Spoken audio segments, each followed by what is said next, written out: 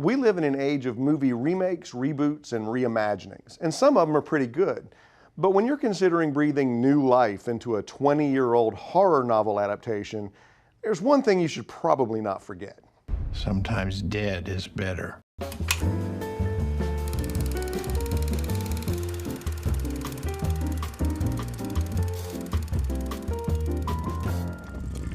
Whenever you photocopy a photocopy of a photocopy, you naturally expect the quality will degrade with each generation.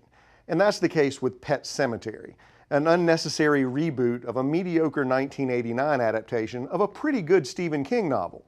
Director Kevin Kolsch brings nothing really new to this retelling, and I left feeling like it was almost as pointless as Gus Van Sant's 1998 shot-for-shot remake of the Hitchcock classic, Psycho.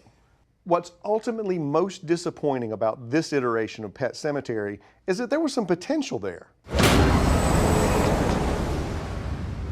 John Lithgow and Jason Clarke anchor a solid cast, and Kolsch does add some cool creepiness, most notably the parade of children in animal masks. But he never really does anything with them, and the movie suffers as a result. There are a few significant departures from the original story, including a new ending, which wasn't nearly as powerful as the original, and quite frankly left me cold. For those of us who have seen the first film or read the book, the subversion of our expectations was kind of fun, for a while, but it got to be monotonous pretty quickly. The entire first act is expository hell, taking a ton of screen time to explain a concept that's really not that hard to understand. So Pet Sematary kind of loses you by the time the story really gets rolling. Daddy. One shortcoming that both film adaptations of this story have is the inability to convey the moral quandary that Lewis faces regarding the Pet Sematary's power. There's a place rage deep in the woods, beyond the Pet Sematary. It brings things back.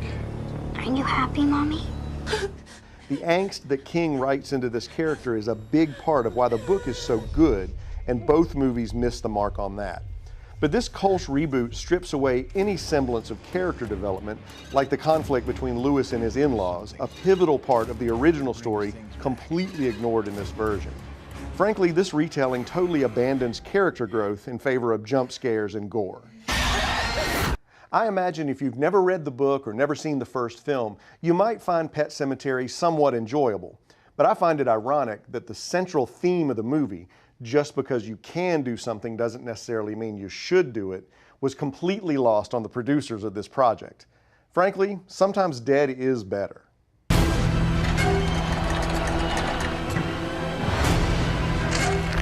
We have a second chance.